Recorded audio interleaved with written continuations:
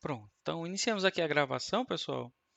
Nessa semana, a gente vai iniciar aqui o que eu apontei como semana de aula 3, tá? Na nossa sequência, por conta das semanas iniciais, elas não iniciaram realmente no começo do semestre, as primeiras semanas não iniciaram no começo do semestre, a gente vai, como o planejado, a semana 1 e a semana 2 foram apresentadas na última aula, e hoje a gente vai passar para a semana 3. Tudo bem? Pois bem, então vamos aqui ver os tópicos dessa semana, tá? Então temos aqui nosso roteiro de estudo, tá? Nosso roteiro de estudo para essa semana, a gente vai começar a olhar as partes do computador, né? Tanto a parte lógica quanto a parte de hardware mesmo, tá? Então a gente vai começar a ver conceitos que a gente denomina como sistema computacional.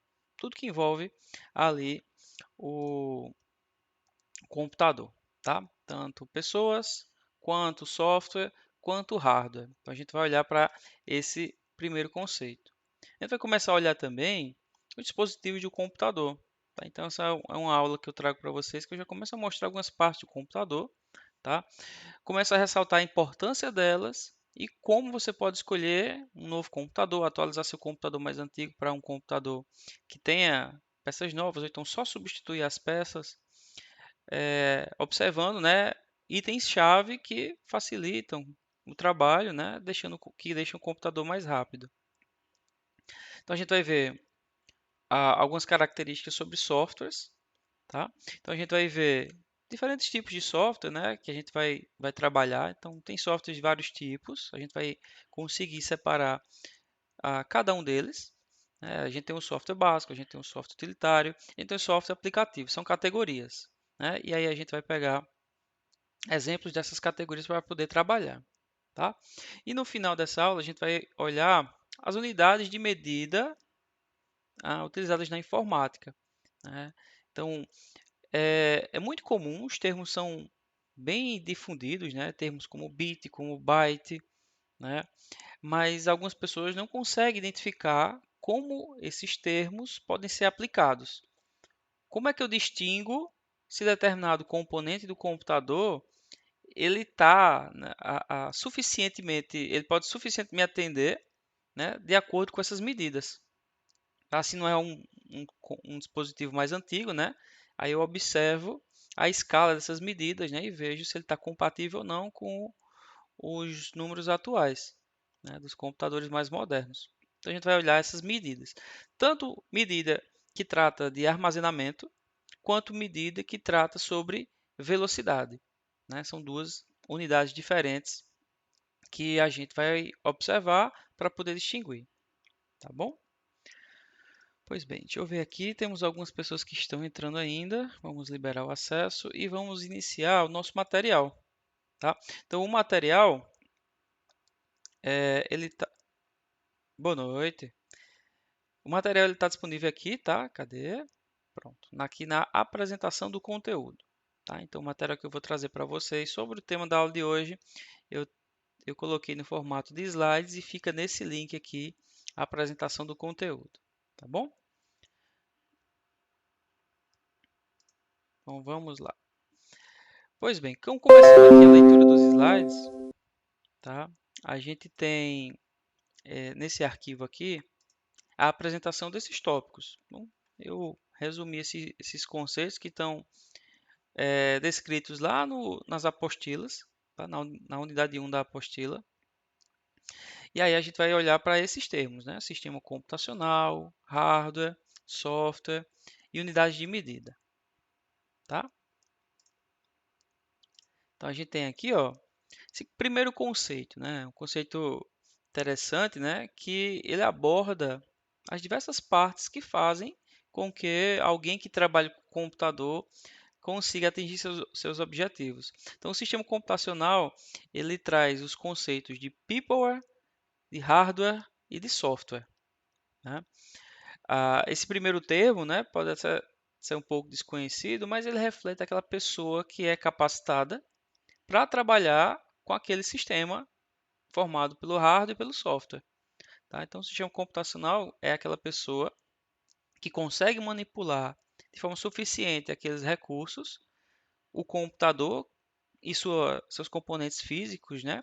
Que a gente olhou na evolução da aula passada. Então a gente olhou o, a evolução do computador observando a evolução dos componentes eletrônicos. Então a gente viu lá, tem a evolução do computador que traz desde as partes mecânicas até a parte eletrônica, resultando em dispositivos eletrônicos formados por vários circuitos integrados. Tá? Então, uma pessoa que trabalha com computador está trabalhando com todo aquele conjunto de circuitos integrados, né? Formados pelo processador, pela placa que agrega todos os componentes, pelas unidades de armazenamento, pelas unidades de entrada e saída, na verdade, pelos dispositivos de entrada e saída. Tá? Então, a gente vai ter a pessoa que vai trabalhar com a capacidade, né, de manipular esses recursos.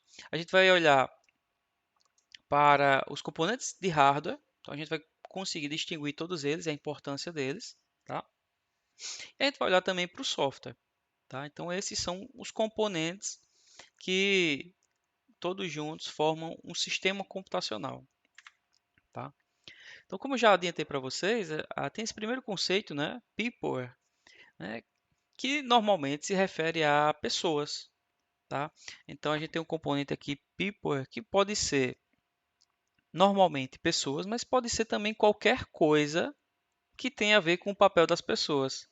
Né? Hoje em dia, né, a gente tem muitos softwares de computador que acionam outros softwares, né? De forma simplificada, a gente tem um programa computador que ele manipula outros programas ali de forma mais conhecida, né? E bem convencional que a gente observa no dia a dia são nas redes sociais. A rede social em si é um software, né? É um aplicativo, é um site. E aí existem programas que acessam, né, o aplicativo da rede social, acessam o site da rede social e publicam conteúdos, né, os famosos spams. Então, esse conceito de um programa manipular o outro, né, a função inicial do programa, né, é a função que seria desempenhada por uma pessoa. Então, entra numa categoria aí, né, de um recurso de people, né, aquele que está trabalhando com o software, né, e o software está executando em um hardware. Então, o people acaba se referindo a qualquer coisa que tenha a ver com o papel das pessoas no desenvolvimento ou a utilização de software de sistemas de computador. Né? Como eu comentei aqui, pode ser um computador, uma máquina usando recursos, né, de outra máquina. Então, muito comum a gente ver esses mensagens automáticas, os bots que ficam publicando texto, publica fake news, publica propaganda e fazem várias ações, né? Não só de forma prejudicial, né? De forma a atrapalhar, né, o uso das outras pessoas. Mas esses programas podem ser feitos, né, para beneficiar. Por exemplo, posso fazer, né, pode existir, então, um programa que fica acessando o site de notícia para ver se aquela notícia me interessa, se é um termo que eu gostaria de trabalhar e de conhecer melhor. Posso ter um software desse que fica acessando a sites ou aplicativos de loja para ver se determinado preço daquele produto baixou ou está na faixa de preço que eu aceito pagar. Então, tem vários, né, softwares que fazem esse papel de pessoas. E, ao invés de uma pessoa usar parte do seu tempo para fazer aquela finalidade, né, aquela ação, né, um software pode fazer isso também. Tá? Então, entra no conceito do usuário. Né? Seria um software que faz a parte, o papel do usuário. A outra parte do sistema computacional é o hardware. Né? E aqui eu separei o hardware, né, de forma mais genérica em três partes. A gente tem a categoria de hardware e dentro da categoria de hardware a gente separou em três partes. Inclusive, essas três partes é a estrutura fundamental das máquinas antigas, né? Até das partes mecânicas. Né? Antes mesmo de ter o computador nos moldes eletrônicos como a gente tem hoje, né? A gente teve aquele computador mais eletrônico, né? mais elétrico, mais mecânico, né, nas versões anteriores. E essa arquitetura, essa organização dos componentes foi proposta antes mesmo desse computador que a gente tem hoje, né? Ou seja, para a gente ter uma máquina, nos moldes de um computador, que ela pode ser programável, né? Aquele recurso, aquele conceito que a gente viu que é essencial para os computadores modernos, né? Que é aquela máquina que pode ser programada, né? Modificada, sua finalidade pode ser modificada ao longo do tempo, ela precisa de formas para o usuário interagir com ela, né? Ou seja, ela tem que ter dispositivos de entrada. Hoje em dia é comum, né, a gente olha os dispositivos de entrada, é um desses conceitos básicos de informática, né? O mouse e o teclado, que a gente consegue passar dados. Existem outras formas de entrada, né? A própria câmera é uma entrada, o próprio microfone é uma entrada.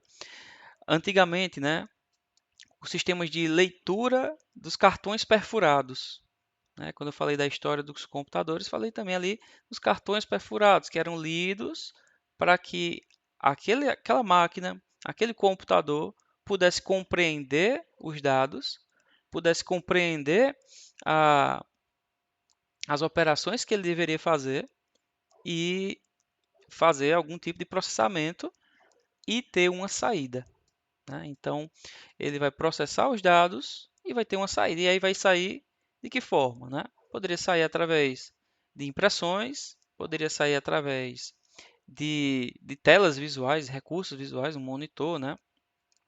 Ou mesmo sair de uma caixa de som, ou mesmo sair de uma impressora. Então, a gente tem essas categorias. Para ter um computador, ele precisa ter dispositivos de entrada e saída.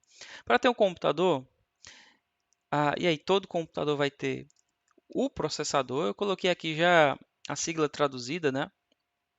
Processador, né?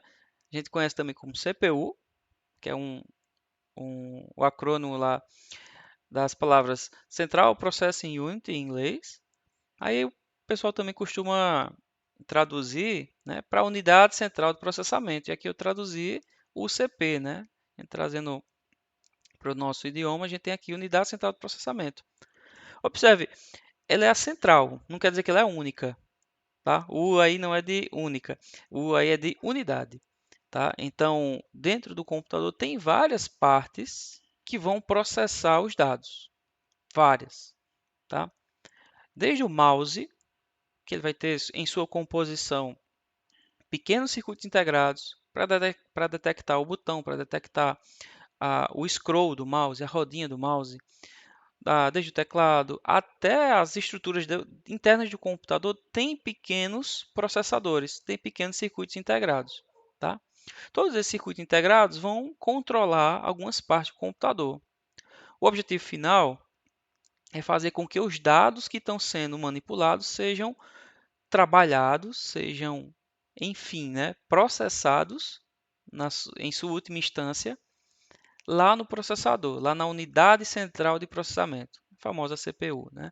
Então a CPU ela é a unidade mais importante do computador em termos, pois ela finaliza, ela faz os cálculos mais complexos dentro de um computador, dentro do hardware do computador, tá? Pois bem, a gente vai ter também, para existir um computador, a gente vai ter a memória e os dispositivos de armazenamento. Observe que aqui que eu coloquei dois termos, tá? Mas às vezes esses termos eles são descritos com o mesmo nome, são descritos com os termos de memória, tá? Quando eu destaco aqui memória individualizada, ela que representa a memória RAM, tá? O processador, enquanto ele trabalha com os dados, antes dele receber os dados, esses dados ficam guardados em algum local. E depois que ele processa os dados, tá? Esses dados podem ser também armazenados em um local específico. Não necessariamente que a gente vai salvar, mas porque o programa vai mostrar para a gente em algum momento, né? Os dados que estão sendo que eu digitei, que estão salvos temporariamente, depois eles vão ser manipulados, vão ser processados de alguma forma, né? E aí os dados que o processador precisa manipular ficam guardados aqui. Uma vez que eu tenho esse conjunto de dados, quando o meu computador está ligado e eu preciso que esses dados fiquem de forma permanentemente salvas, aí os dados vão ser salvos como arquivos. E os arquivos vão ser armazenados nos dispositivos de armazenamento, tá? Então, temos dois tipos de memória.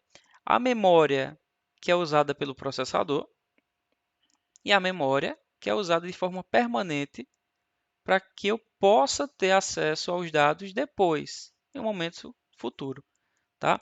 O que é interessante aqui, o processador ele funciona quando o computador está ligado? Não, né? O processador está desligado também. A memória também. Então, parte dos dados que o processador trabalha, né, fica na memória. Então, quando o computador desliga, a memória também se desliga, tá? Então, é aquele momento, né? Só vou ter o meu arquivo quando eu salvei. Então, quando eu salvo, ele sai da memória RAM, né, que é um tipo de memória que a gente vai ter no computador, tem outros tipos. E esse termo denomina a memória que trabalha com o processador, tá? E quando eu salvo, ele vai para o dispositivo de armazenamento, tá? Então, só para retomar, tem dois tipos de memórias e eu destaquei elas de forma diferente aqui nesse slide. E por fim, o software, né?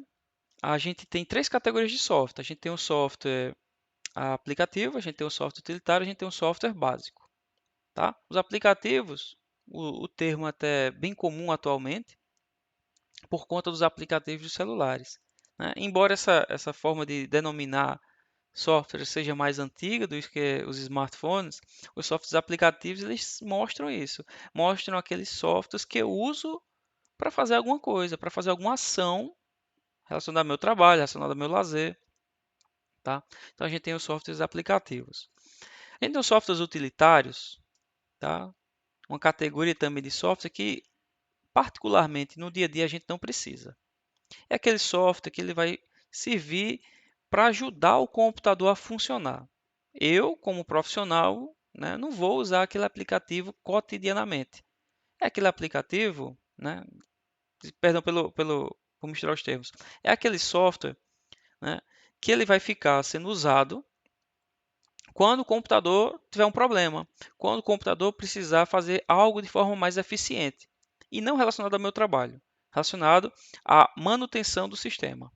Tá? Então, temos softwares utilitários. Quando vem um técnico de informática resolver algum problema no sistema, o técnico de informática ele vai ter lá um conjunto de softwares utilitários para fazer uma varredura, para fazer uma manutenção, para fazer o diagnóstico no computador. Então, ele sim trabalha com softwares utilitários. Tá? Alguém levantou a mão? Pode falar, fica à vontade. Matheus, fala um pouquinho mais alto, Matheus. Meu volume aqui está baixo, eu não estou te escutando. Pode falar. Tô ouvindo. Isso mesmo. A Avast, que é um antivírus, né? A gente não usa no dia a dia, mas ele está ajudando o computador a trabalhar, né? Então, um computador sem antivírus, ele fica suscetível a ter é, é, problemas de funcionamento, né? Um software como um antivírus, ele vai ficar olhando isso e deixar o computador trabalhar sem grandes problemas, né? Então, o Avast e, por exemplo, o Avast é um Windows Defender, que é atualmente, né, já vem instalado no Windows e atualmente é muito bom também. Eles servem para justamente dar essa segurança para que a gente não tenha medo de abrir alguns arquivos que possam ter algum tipo de vírus. Então, o Avast e o Windows Defender são dois softwares que estão nessa categoria de software utilitário. Tá? Deixa eu olhar o chat, subiu uma mensagem aqui, já que eu parei para interagir. Deixa eu ver aqui o chat. Acabei de aceitar, Leandro. Valeu por avisar.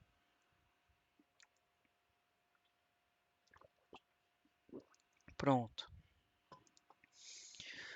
Muito bem. Então vamos dar sequência aqui. Então coloquei algumas imagens, né, do computador como uma informação geral, tá? Acho relevante colocar até esse, essa descrição aqui, que eu coloquei aqui, tem aqui monitor, caixa, teclado, mouse. Essa caixa aqui, né, só para a gente ter o termo correto, não é a CPU, tá? Embora muita gente use, isso não é a CPU, tá? Isso aqui é o gabinete, tá? Essa caixa aqui, né? Acho que essa imagem eu peguei, talvez seja de alguma fonte português, de Portugal, enfim. Isso aqui a gente não vai chamar de CPU não, tá? Eu destaco esse nome caixa aqui, isso aqui vai ser o gabinete. O gabinete ele serve para quê? Para guardar todas as peças do computador, né? Então, quando a gente tem ali o notebook, né? Naquele espaço pequeno, embaixo do teclado, todas as peças elas estão empilhadas, uma em cima da outra, né? Então, isso é uma engenharia alcançada aí pelos fabricantes, muito boa para a gente ter todas as peças no menor espaço possível, tá? Eu posso ter, desculpe, eu posso ter uma, um computador grande, né? Um computador de maior porte, porque eu posso precisar de peças maiores, né? Ou eu posso precisar trocar peças por peças diferentes ao longo do tempo, tá? Normalmente, quando a gente tem notebooks, tá? A gente consegue trocar algumas peças. Quais peças, professor? Qualquer, na verdade, qualquer uma não. Algumas mais específicas, porque algumas peças dependem muito do fabricante. Normalmente, a gente consegue trocar duas peças específicas, que são as memórias. Ou a memória RAM, ou a memória, o dispositivo de armazenamento. Tá? Isso aí, quase todos os notebooks permitem essa troca de pelo menos a memória. Tá? Se eu tiver um computador no formato desktop, né, o gabinete mesmo, aí eu posso trocar por outras, posso trocar todas as peças, né, para atualizar ele, né, caso dê problema, caso eu precise de um computador mais rápido, tá? Pois bem, então aqui está aquele desenho, né, que eu comentei para vocês do, da arquitetura do computador no geral, né? Unidade de entrada, unidade de saída, processamento. Vocês estão vendo aqui, como está destacado em verde, o processamento é feito pela unidade central de processamento e pela memória, né? Aqui não é a memória de armazenamento, aqui é a memória RAM, tá? Aqui a gente tem a memória RAM. A memória RAM também muitas vezes, né? Posso até denominá-la como memória principal, tá? Por quê? Porque ela é realmente essencial para o funcionamento do computador, né? O processador vai ficar acionando ela constantemente. Coloquei algumas imagens aqui para ilustrar, né? Dispositivo de teclado, dispositivo de entrada, só que é dispositivo para inserir dados. Nada mais visível, nada mais do que o próprio teclado ali para inserir dados, né? Outros, né? O mouse, né? Com cursor, né? Que é a fotinha aqui do ratinho, né? Pois ele batiza esse dispositivo, né? Com seu nome. Alguém levantou a mão? Deixa eu ver aqui. Levantaram a mão aqui. Patrícia, fica à vontade, Patrícia. Boa noite. Você levantou a mão? Tá com alguma dúvida?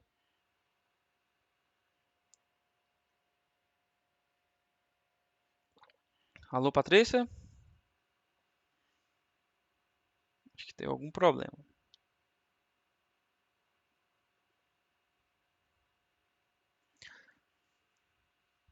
Ah,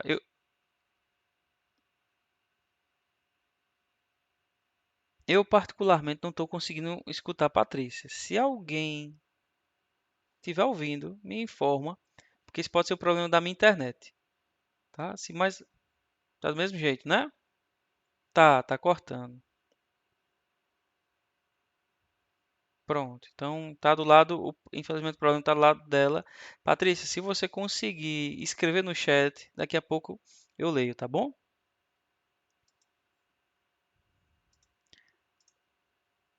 Pronto. Elisângela levantou a mão?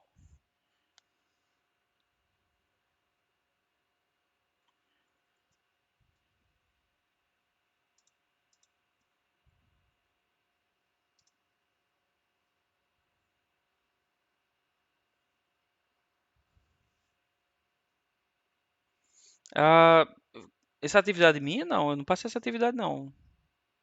Quem foi que passou? Ah, tá. Ah, bom, primeiro você tem que gravar com o celular. Depois que você gravar, você vai ter um vídeo salvo no seu celular. Não sei como a professora de inglês ou o professor de inglês abriu o campo na disciplina dele. Então, você vai ter que perguntar ao professor de inglês qual é o local correto para você publicar o vídeo que está salvo no seu celular. Então, uma vez que o professor indique o local correto, você vai acessar esse local. Quando apertar no botão desse local, vai aparecer uma caixinha, né? Uma, um- uma abertura para você selecionar o arquivo salvo no celular, tá? Então, essa dúvida precisa ser tirada com o professor que passou a atividade, tá? Infelizmente, eu não sei como é que ele passou para vocês, tá? Primeiro, antes de tudo, só para falar, antes de tudo tem que estar gravado, tá bom? Então, grava no celular e depois pega esse arquivo e coloca no local que o professor indicou. Tem que ser isso aí tem que ser instruído, né, pelo próprio professor, tá bom? Pois bem, alguém mais falou? Não sei se levantaram a mão, não levantaram a mão.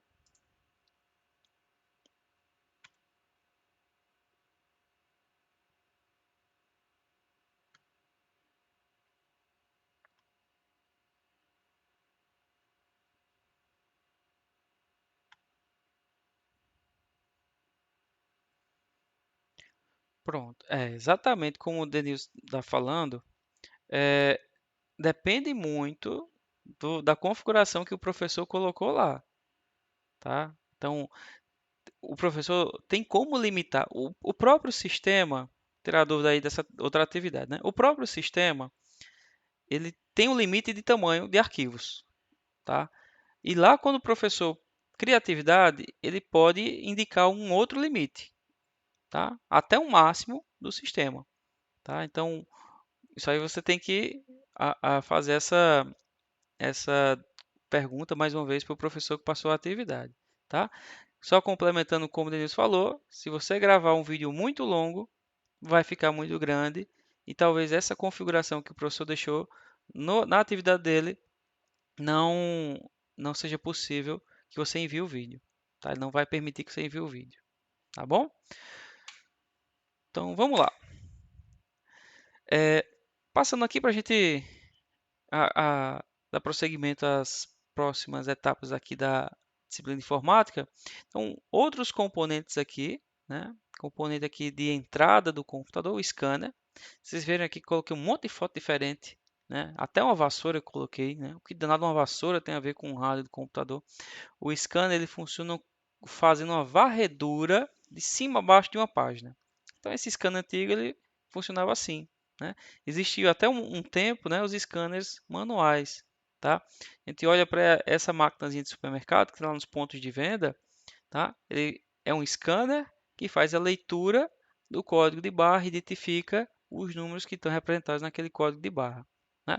O scanner ele vai pegar os dados e jogar para o computador. Hoje em dia, né, graças à qualidade das câmeras de celulares, tá? Esse equipamento aqui ele foi ficando para trás, né? Ficando em desuso, porque a qualidade já das imagens de celular já são suficientes, né, para que a gente tenha um arquivo, né, com a resolução que possa permitir a leitura de detalhes de um documento, tá? Então hoje em dia a gente tem essa substituição, mas aí quem gosta daquela imagem com mais detalhes, sem nenhuma parte mais torta, porque isso pode acontecer quando se usa o celular, ainda utiliza esse tipo de scanner, né? Então, muitas instituições também ainda usam scanner para digitalizar documentos, né?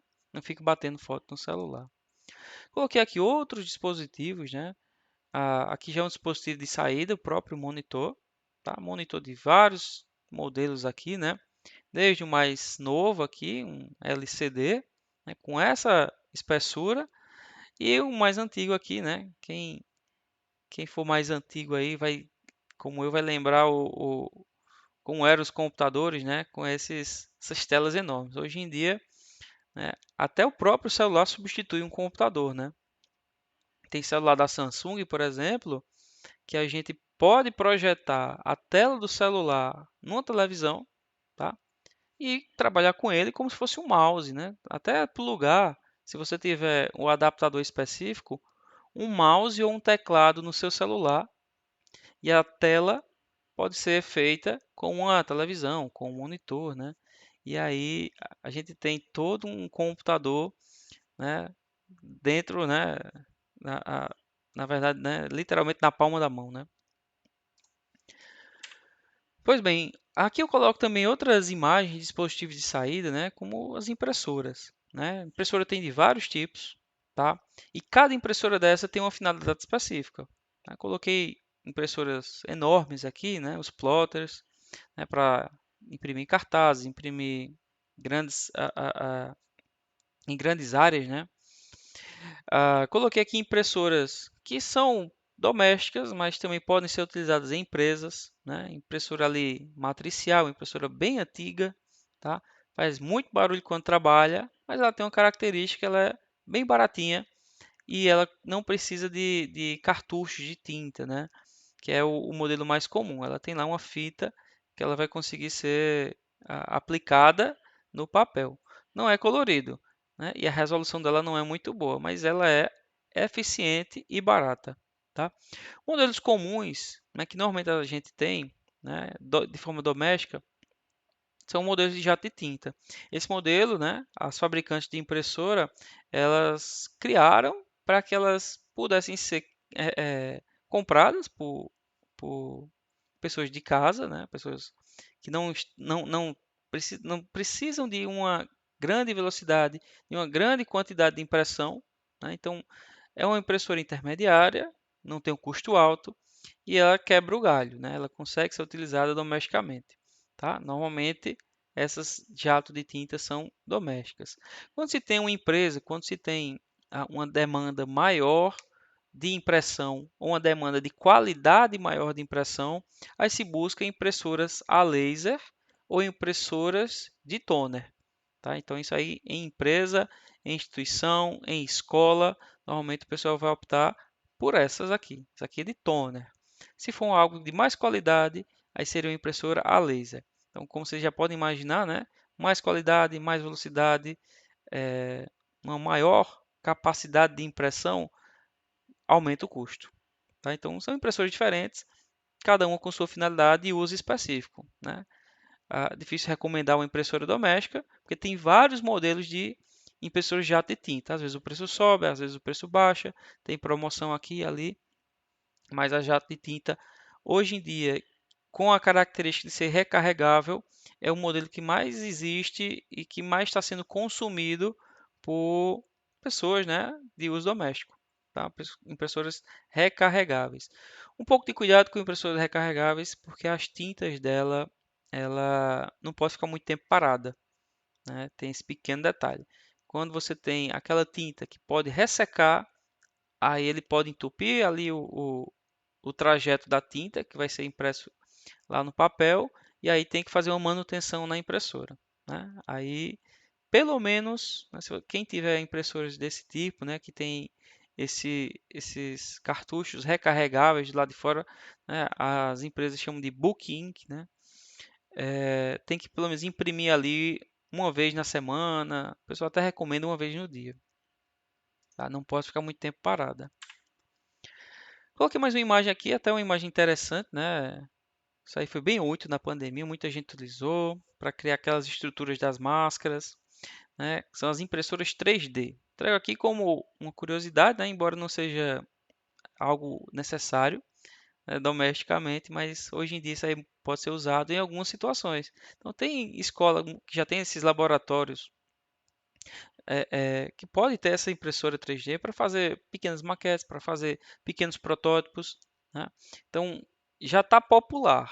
Os preços com o passar do tempo eles diminuem bastante, né? A tecnologia ela se populariza, diminui o preço e essas impressoras podem ser, né, compradas hoje em dia, né, por quem deseja, né, fazer as construções mais diferentes, né?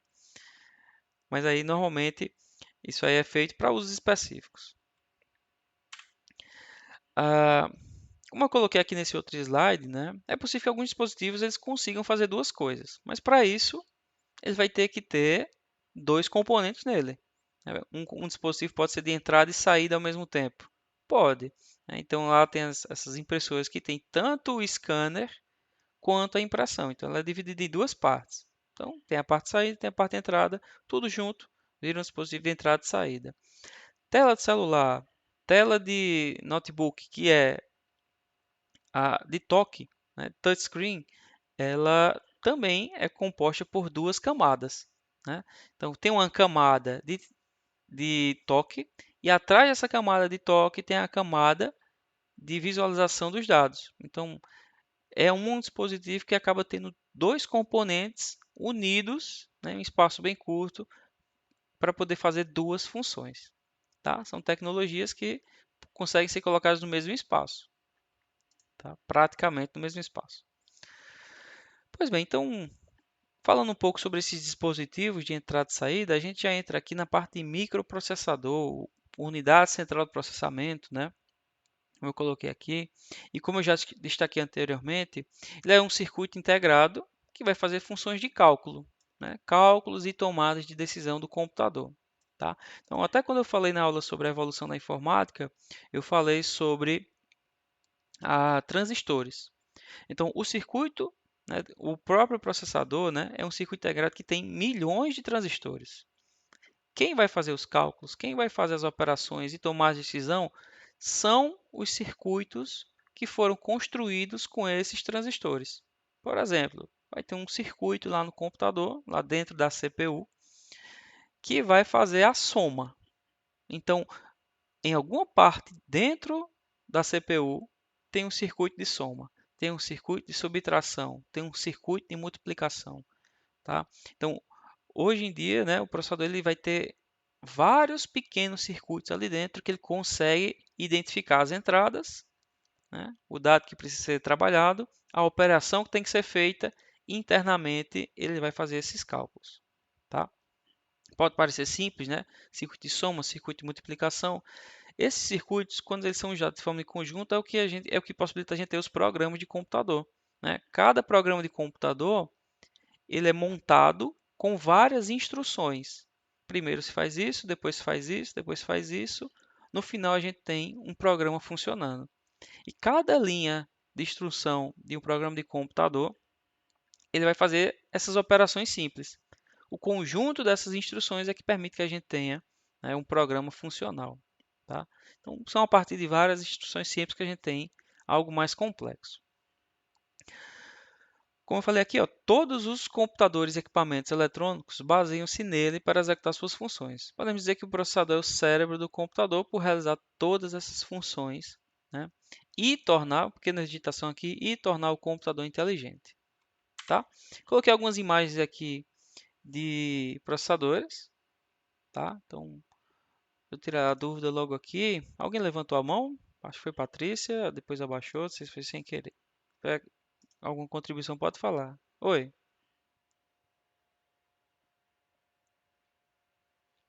Ainda não. Será o último tópico dessa aula, tá?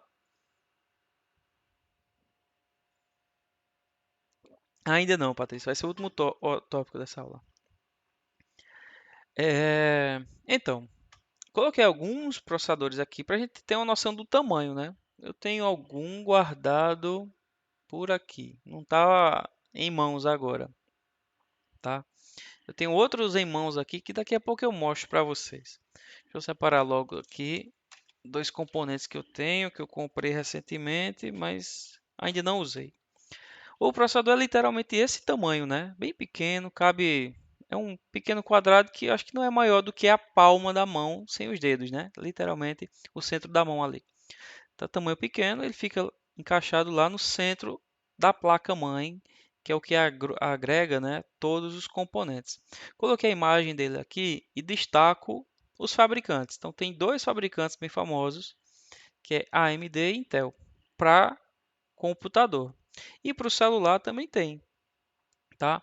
Então a gente tem, lógico, que o celular é bem menor para poder caber naquele espaço. Então tem a CPU nos celulares e tem a CPU nos computadores, né? São diferentes, tá? Lembrando, ela não é o único circuito integrado. Eu faço esse destaque até porque nos celulares a gente tem diversos circuitos diferentes, tá? Até com uma importância maior do que os circuitos do computador, né? Os circuitos integrados do celular fazem funções, né, maiores, né, do que os pequenos os circuitos auxiliares de um computador, tá? Então, em um celular vai ter um circuito mais específico para processar os dados da câmera, porque é um recurso mais usado, né? Vai ter um recurso mais específico, um circuito integrado mais específico para fazer a comunicação 3G, 4G, 5G, tá? Então a gente só vai ter um celular 5G quando ele foi produzido com aquele circuito 5G, tá? Então os celulares, esses circuitos integrados, eles têm uma importância maior do que os circuitos auxiliares de um computador de mesa, né? De um notebook. Embora no celular também tenha o processador, tá? Pois bem, ah, ainda destaco aqui a história das memórias, né? Então, memória é um dispositivo que permite ao computador guardar dados, como eu comentei anteriormente, de forma temporária, tá? Ou de forma permanente. Temos dois tipos de memória, né? Como eu comentei, temos a temporária e temos a permanente, tá? Memória no computador tem de todo tipo, tá? E várias denominações para elas, tá? Então, como eu coloquei, é um termo genérico para designar componentes de um sistema capaz de armazenar dados. A memória RAM é também conhecida como memória principal. Ela é utilizada de forma temporária enquanto o computador estiver ligado, tá? Então, tá aqui a foto de algumas memórias RAMs. Deixa eu ver se eu tenho essa caixinha aqui, nem tirei do plástico. Deixa eu ver se eu abro aqui rapidinho para vocês. Para mostrar uma, né, sendo manipulada. Então, a memóriazinha RAM nesse formato para poder ficar visível. Tem essas memórias aqui.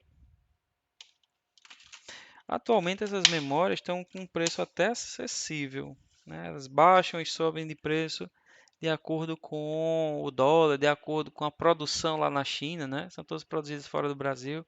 Então, memória pequenininha. Vocês estão vendo que o modelo, ó, parecido com o do slide, né? Branquinha, a cor, enfim, não importa. E aqui ela vai ter os conectores. Cadê? Aqui ela vai ter esses conectores que vão ser colocados na peça, né, lá no encaixe do computador, né, no slot de memória. Tá? Então tem várias versões, né, DDR, DDR2, DDR3. Essa que eu tenho aqui, ó, DDR4. Atualmente já está sendo vendida DDR5, mas o preço está mais alto. Então são componentes, né, que são bem comuns, né, para a gente lidar. Hoje em dia, os computadores estão na versão da DDR4, tá? E já lançou a DDR5, mas não está sendo tão comercializada, porque o preço ainda está alto e não terá uma mudança tão cedo nos próximos 3 anos aí de versão, né? Uma adoção dessa nova versão tão cedo. Gil Flávio até comentou ali, ó. Pronto, a Gil Flávio também, DDR4, é a versão atual, né? Coloquei aqui. Vocês podem ver que o formato dela não muda, né, ao longo do tempo. Sempre é aquele mesmo formato, tá? Claro que os fabricantes não vão deixar você encaixar um local que tem o espaço para DDR4, você não consegue encaixar uma DDR3.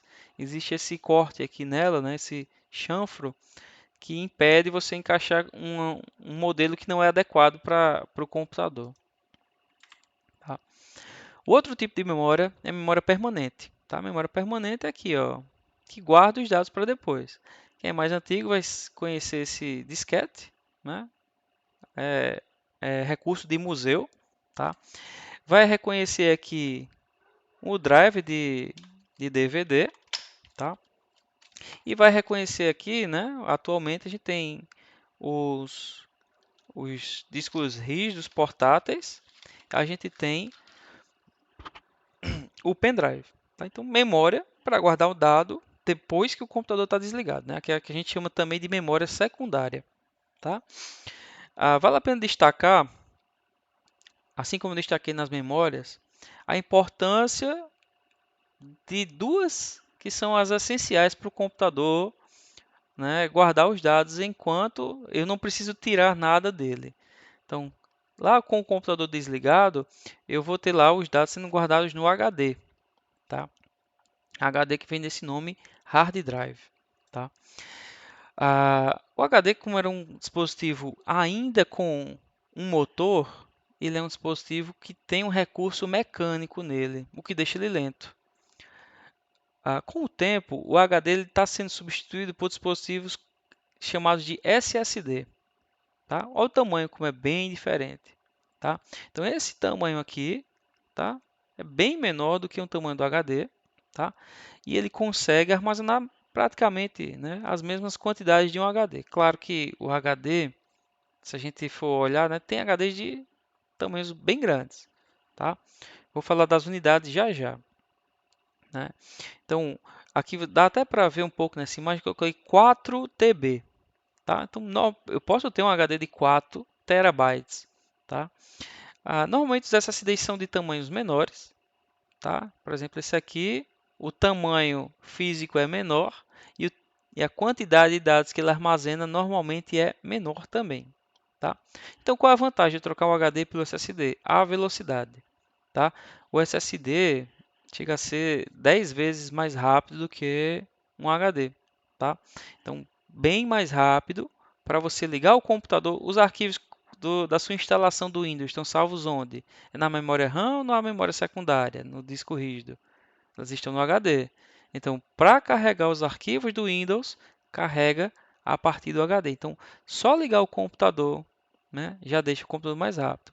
Abrir os programas, abrir os arquivos, deixa mais rápido. Tá? Então, é um dos componentes que, com certeza, quem tem um computador mais antigo, se tiver um SSD, vai ficar mais rápido.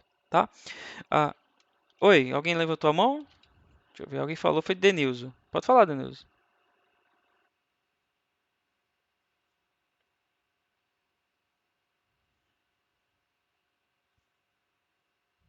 É,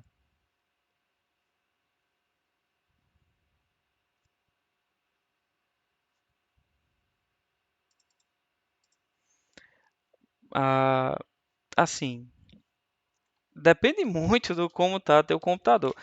Vou fazer a pergunta, né, mais direta aqui. Teu computador Windows, você comprou? Você pediu para alguém instalar? Você mesmo instalou?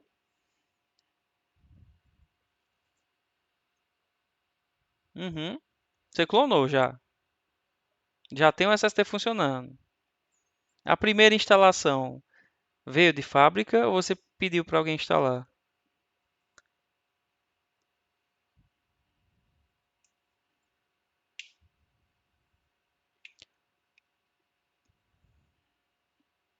Show, show.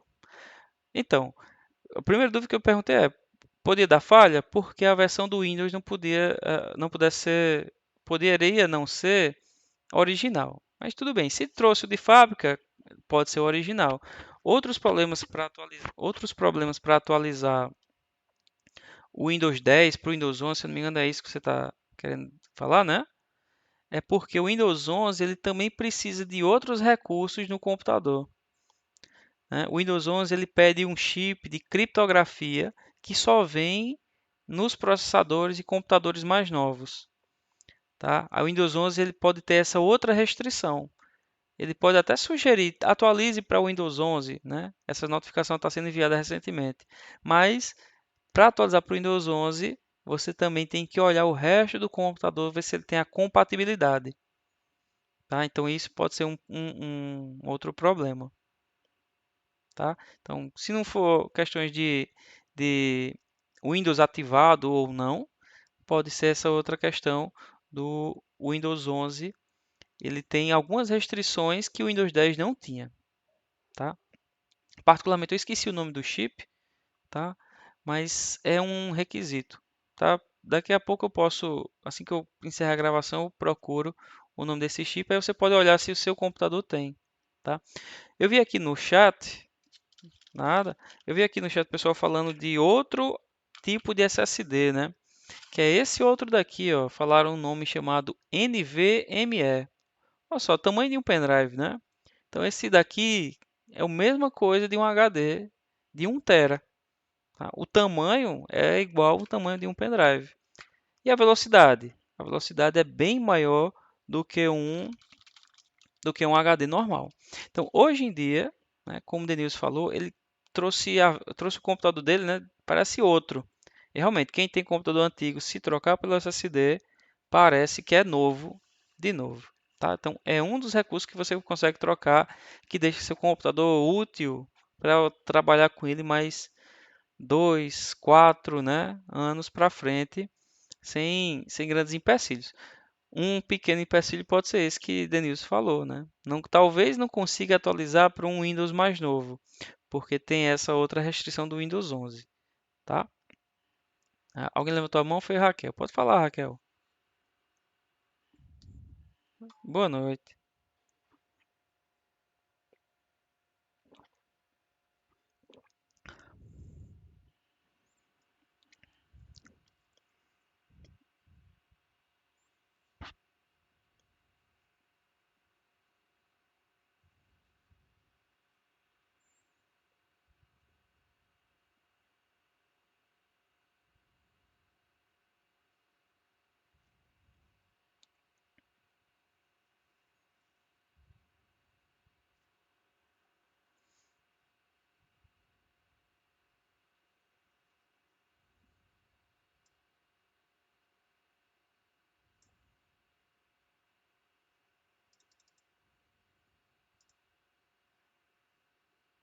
Tá, o teu computador é um notebook ou é um computador de mesa? É um notebook. Às vezes, né, é, é, a tela do notebook, ela é ligada por um fio para a parte da placa-mãe, tá? Pode ser, né, com o passar dos anos, abre e fecha a tela, né? Às vezes um notebook cai, posso dizer isso porque o meu já caiu várias vezes, tá? É, pode ser que possa ter danificado esse pequeno fio, tá? É um cabo, o pessoal chama de cabo flat da tela. Ele é que traz a imagem que sai lá do processador, vamos colocar assim, que sai lá do processador para ser mostrado. Uma coisa que pode estar interferindo nas cores que você possa estar vendo aí é que esse cabo flat ele pode ter sido amassado, pode estar numa posição de encaixe, pode ter soltado um pouco, tá? Então pode ser só o cabo. Essa seria a parte mais barata, tá? A parte mais cara seria que a própria tela, seja por queda, seja por tempo, né? Esses recursos eletrônicos eles podem estar suscetíveis também à deterioração com o tempo, né? E aí ele pode realmente ter perdido a qualidade, né, ao longo dos anos. Coloque então essa sequência aí de coisas para você investigar, né? Tem que ser com uma pessoa mais especializada. Se for a nível de hardware, seria isso: o cabo flat da sua tela ou a própria tela, tá? A nível de software, você pode, não sei se você tem a, a, a curiosidade, vou colocar dessa forma, para você procurar, né, o, o driver de vídeo do seu computador. Sempre quando a gente compra um computador novo, ele vem lá com manual, vem com um CD, os antigos, né? E aí ele tem drivers que controlam o funcionamento do hardware, tá? E aí esse driver ele pode estar desatualizado, tá? Então, a nível de software, pode ser o driver da placa de vídeo do seu notebook. Aí você vai ter que saber o modelo do notebook. Nas costas dele tem, tá? Você pode virar ele de costa, aí vai ter lá o nome do seu notebook, a versão do seu notebook, né? Algumas letras e números. Aí se você colocar no Google exatamente o nome, exatamente a versão e depois as palavras driver de vídeo, aí o Google ele vai lhe encaminhar, e aí você precisa ser bem curiosa nessa hora, porque vai ter muito site para você olhar para você baixar uma atualização do driver de vídeo, tá? Então, é uma investigação em 3 partes aí, tá? Você pode investigar a nível de software para atualizar o drive de vídeo, você pode investigar o cabo flat ou você pode investigar a própria tela, né? Que aí seria um pouco mais caro. Sugiro se você tiver um monitor, né? Pode ser até um- uma televisão, né? Você plugar lá o seu notebook no- com o cabo HDMI ou VGA, né? Aquele cabozinho mais azul, ou então aquele cabozinho mais novo, né? Que é o HDMI, na televisão ou então em algum outro monitor, aí você consegue ver a imagem lá também. Se estiver lhe incomodando bastante, né, essa imagem na tela do notebook, você lembra a história do cabo, né? Se for só o cabo flat, ou você está colocando um cabo externo para ligar em outra tela. Aí você consegue observar se nessa outra tela a imagem fica boa, tá? Aí você está só substituindo suas telas para usar em outra. Aí você consegue ver se pode ser o cabo ou a tela, tá bom? Nada. Foi? Você é cuidadosa, né? Aham.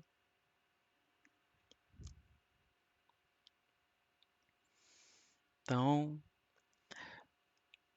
não, mas você pode fazer esse primeiro teste, tá? Do drive de vídeo aí, que é de graça. Você instalar o drive de vídeo é de graça. As outras que eu falei para você é que vão ter um custo tanto de equipamento, né, quanto de mão de obra para abrir ele. Valeu. Ah, encaminhando aqui, tá? Normalmente eu vou fechar essas aulas com 1 hora, né? Sexta-feira é pesado, né? A gente fica mais de 1 hora só ouvindo, né? Fazendo um encerramento. Ai, escorregou até o pé aqui, né? Querendo terminar logo, até o pé tá cansado. Dando um encerramento aqui nessa terceira parte, falando de hardware, de peopleware, hardware e software, comentar aqui sobre os softwares aplicativos. Comentei lá no começo da aula, são softwares voltados para a solução de problemas de usuário, né? Então ali tem software aplicativo que todo mundo usa, editor de texto, editor de gráfico, planilhas eletrônicas. A gente vai focar a segunda unidade dessa disciplina olhando esses softwares aplicativos de uso geral. A gente vai olhar o Word, a gente vai olhar o Excel, a gente vai olhar o PowerPoint. Tá? Tem outros softwares aplicativos, né, essa denominação, que são para uso específico de alguma profissão. Né? Por exemplo, o programador, o engenheiro, eles vão usar ali softwares específicos. Né? O, o contador, tá? Cada um deles vai ter um software que eles vão trabalhar de forma mais específica e normalmente as pessoas de outras profissões não manipulam, tá? Então são categorias de softwares aqui para a gente definir. Como eu falei aqui, a gente vai trabalhar de forma específica com softwares, aplicativos de uso geral. De forma específica, a gente vai olhar o Google Drive na segunda etapa da disciplina e o Office. Tá? Então a gente vai olhar para esses dois grupos de programas aqui, tá bom? Bom, eu não sei se foi o Edson, foi alguém que falou ali do Avast, né? Alguém falou ali do Avast. O Avast entra aqui, ó, software utilitário. É aquele que fornece um complemento para o sistema operacional. O SO é sistema operacional. Tá? Então, utilitário é esse complemento. Alguns softwares utilitários estão incluídos no sistema operacional, tá? Outros você tem que comprar, você tem que pegar de fora, né, para poder utilizar. Né? Exemplo, o próprio WinRAR, o WinZip, tem um monte de arquivo. Vamos juntar esse arquivo para poder guardar ele no espaço menor.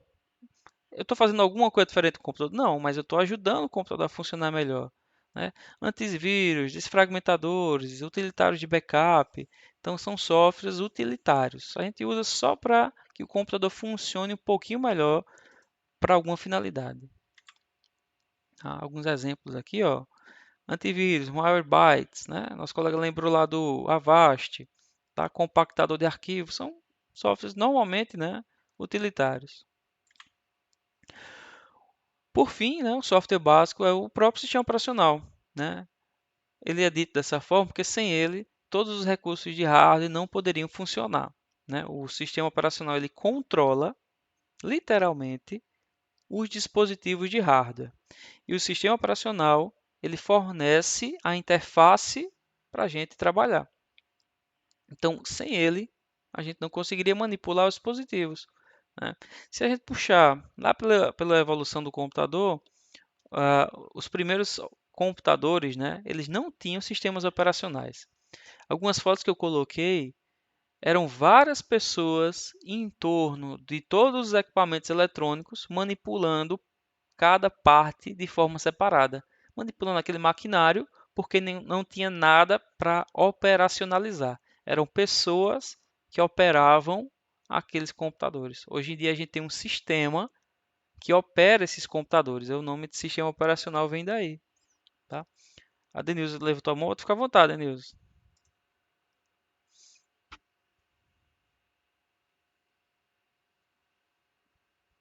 Ah, mas em que sentido, Denilson? Como assim?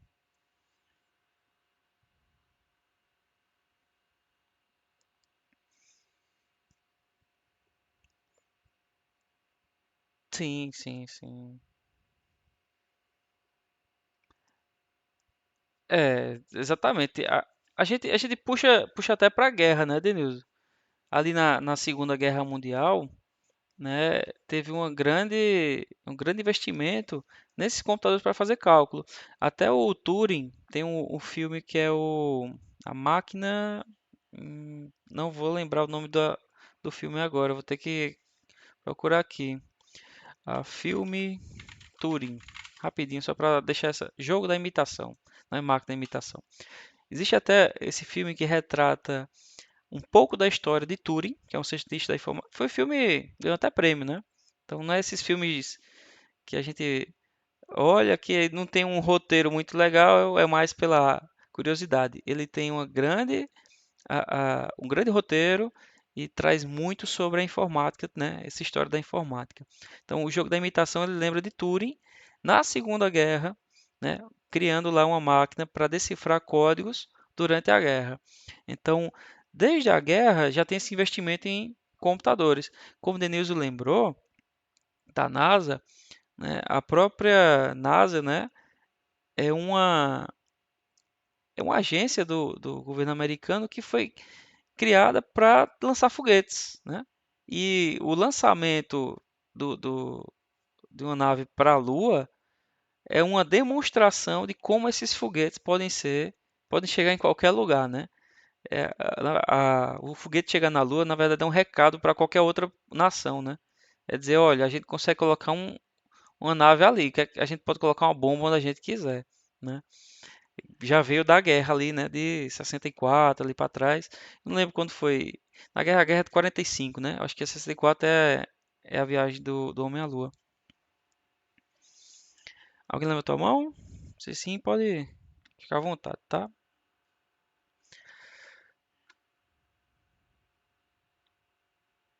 E aí, tá verde? Eita, então cuida para que isso aí é coisa do cabo flat, que é baratinho, mas tem que pagar o serviço de algum técnico, tá? Para abrir. E pode ser a tela do notebook. E aí só na hora para descobrir. Ah, coisa boa, né? Dá para acompanhar. De nada. Ah, sim. Então, passando aqui, né? Características de sistema, exemplos de sistemas operacionais, o próprio Windows e o Android, né? Curiosidade, o Android ele é mais usado do que o Windows atualmente, né? Isso aí hoje em dia a gente sabe que tem mais celular no mundo do que computador. Então, o Windows, como representante de sistema operacional, ele já ficou para trás. Hoje em dia, né, qual é o nome da última geração? Geração Z? Geração Z não quer nem saber de Windows, né? Quer saber de Android, aplicativo e, né, os softwares que funcionam na internet, tá? É o que a gente vai estudar na terceira parte. tá? Exemplo de sistemas operacionais, né? Tem aqui Windows, macOS, Linux, né? Mais comuns para computador. E para celular, né? Mobile, a gente tem Android e iOS, né? iPhone e aparelhos Android, né? Samsung, LG, etc. E esses outros são mais antigos, né? Chegaram a existir, até disputar um pouco, mas foram deixados de ser, não são mais usados. Chegamos nesse momento aqui para destacar para vocês a parte de unidades. Vou até me ajeitar aqui na cadeira para a gente discutir essas unidades. É importante, né? A gente tem unidade que denomina a velocidade e a gente tem a unidade que denomina a capacidade de armazenamento, tá? É interessante que o computador ele pode trabalhar, né? A, a velocidade dele é calculada em quantas coisas ele pode fazer por segundo, tá? Esse cálculo de quantidade de coisas por segundo, tá? Ele é calculado em hertz, né? Ah, por exemplo, o hertz é a unidade que reflete, né? Quantas coisas eu posso fazer por segundo, né? Quantos ciclos eu posso fazer por segundo, né? É uma unidade de frequência, né? Quantas ondas eu posso ter em determinado segundo, né? A frequência de onda é quanto ela se eleva ao pico, ao vale e volta para a mesma posição, né? É o ciclo de uma onda, né, eletromagnética ali, vem de Hertz. Então a gente traz para a informática também quantas coisas podem ser feitas por segundo. Então, quando o computador, né, ele tem uma velocidade em Hertz, ele denomina quantas coisas ele pode fazer por segundo.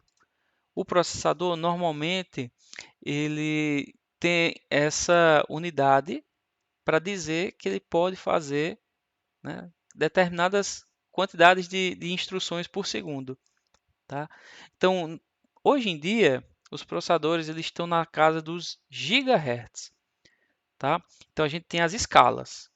Tá? Do mesmo jeito que o K representa quilo, que é 1000 gramas, o K representa quilômetro, né, que são 1000 metros, o K representa 1000 hertz, kilohertz. Depois do K tem outra letra, né, não na ordem alfabética, tem o M. Né, que se K é 1000, o M vem para milhão. Tá? E aí a gente tem outra letra, né, que é o G. Né, que é muito comum a gente usar hoje em dia, né, que é o gigahertz. Tá? O G ele é usado, inclusive, né, para memórias também. A gente tem um gigabyte. Então, a gente tem essa escala de 1000 é K, vezes 1000 é mega. 1000 vezes mega é giga. Então, os processadores eles estão nessa casa dos gigahertz. Então, quando você quiser olhar se a velocidade do seu computador, ou aquele computador que você quer comprar, aquele celular que você quer comprar, é rápido, olhe lá a CPU e compare os números. Né? Fica fácil até quando você olha para um e para outro e compara. Ah, porém, né, não basta só olhar para números, né, de forma fixa, porque os processadores hoje em dia, além da velocidade que ele trabalha, ele pode ter núcleos diferentes, uma quantidade de núcleos, cada núcleo trabalha naquela velocidade. Então, você já pode notar, então, o processador, se ele tiver um núcleo naquela velocidade de, sei lá, 2 GHz, ele é rápido. Agora, se ele tiver dois núcleos de 2 GHz cada, né? Então ele vai ser duas vezes mais rápido. Então, hoje em dia, os processadores eles acabam colocando vários núcleos. Vale a pena, então, olhar tanto a velocidade quanto a quantidade de núcleos de um processador. Tá? Então, pontos essenciais para olhar em processador são isso. Tá? Hoje em dia a gente tem dois grandes fabricantes, como eu comentei antes, Intel e AMD, e dá para comparar eles de forma parecida. Tá? Eles têm um nome i3, i5 e i7. E o outro tem o nome Ryzen 3, Ryzen 5 e Ryzen 7. Tá? Tem outro, tem até o 9, mas já é para outras finalidades, né? Não é o usuário normal. E aí você pode comparar um e outro. Tá? E aí você, quando for comparar, você vai comparar o preço de um i3 com um Ryzen 3. Né? Aí olha lá a velocidade de um i5 com o Ryzen 5. Se você tiver mais de uma opção para escolher, você vai olhar na mesma categoria, tá? Claro, você vai observar se é 3, se é 5 ou se é 7. Vai ser uma evolução neles, tá? Bom, e para memória, para armazenamento? Armazenamento, a categoria é bit, tá? Bit, B-I-T, bit. Só que hoje em dia, né, a gente agrupa um conjunto de bits e denomina como byte, tá? Ou seja, o bit é aquele espaço que só pode ter 0 ou 1. Quando eu junto 8 espaços desse, eu tenho um byte, tá?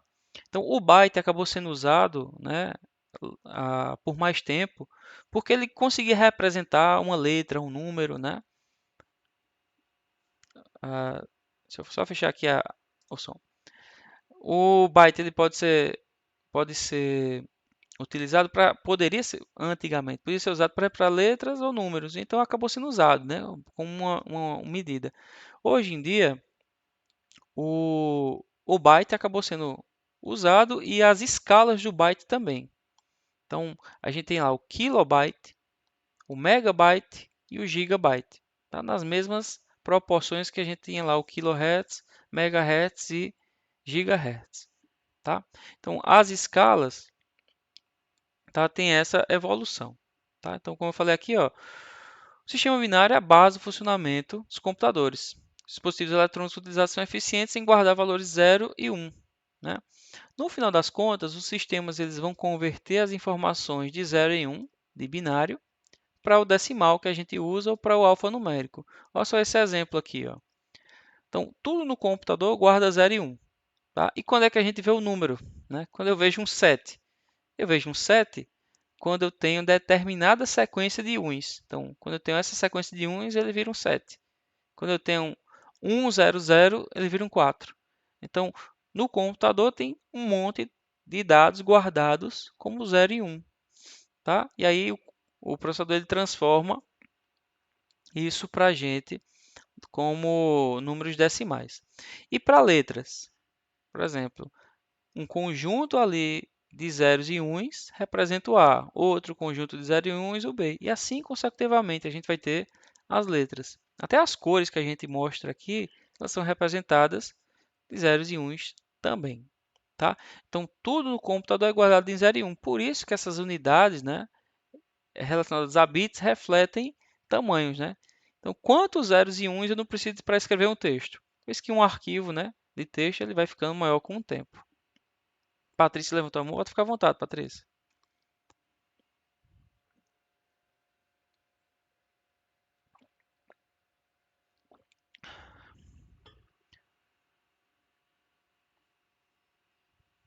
Patrícia cortou. Repete, por favor, o que você falou.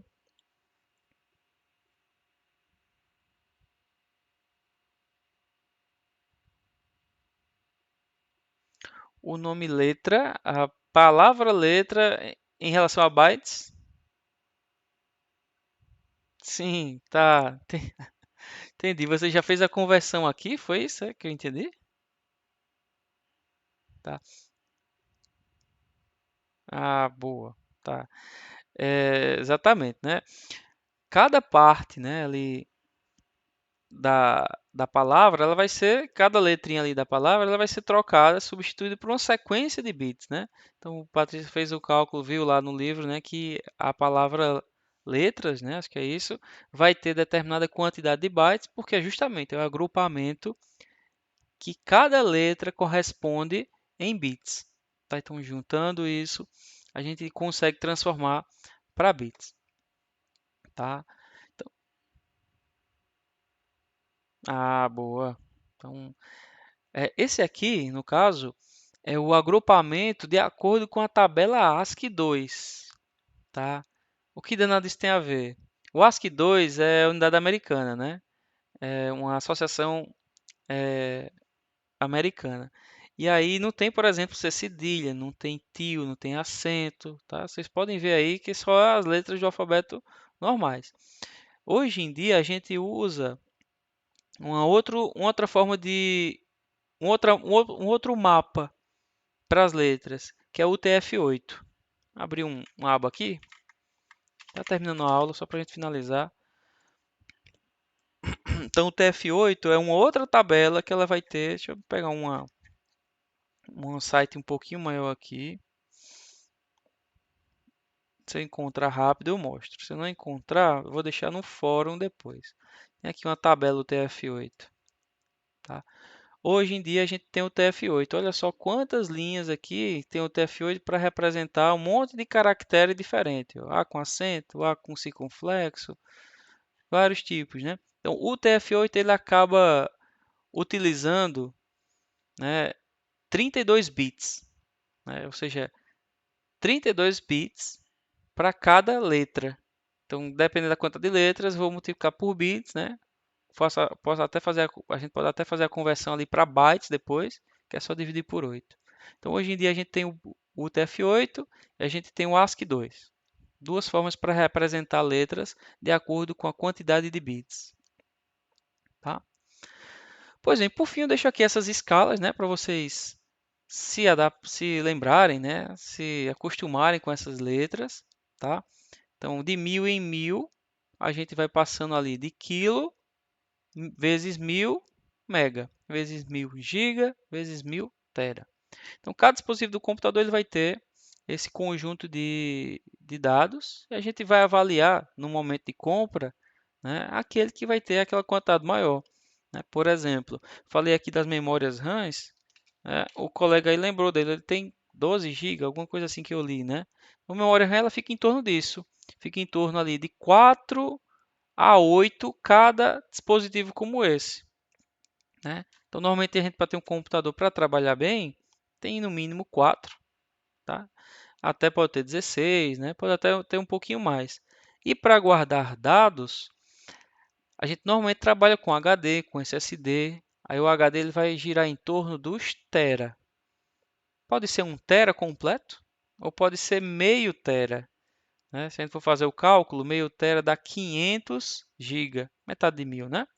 Então a gente vai olhar para os dispositivos e ver a escala dele para ver se ele é compatível com o nosso uso. Tá? Mostrando mais um exemplo aqui, ó, os arquivos que a gente manipula ficam em torno de mega. Né? Então essa é mais ou menos a escala dos arquivos dos dispositivos de memória e de armazenamento. Tá bom? Então é isso. Né? A aula de hoje fechando aqui com essas unidades de medida, né? Muito importante lembrar essas unidades. Coloquei alguns vídeos extras para vocês lá no nosso ambiente, tá? Lá na nossa sala. Então tem uns vídeos extras que eu quero que vocês observem mais usos dessas unidades de medida. Fica ali como material complementar, tá bom? Então é isso. Por hoje é só, ficamos por aqui, tá? Então, boa noite para todo mundo, tá? E bom final de semana.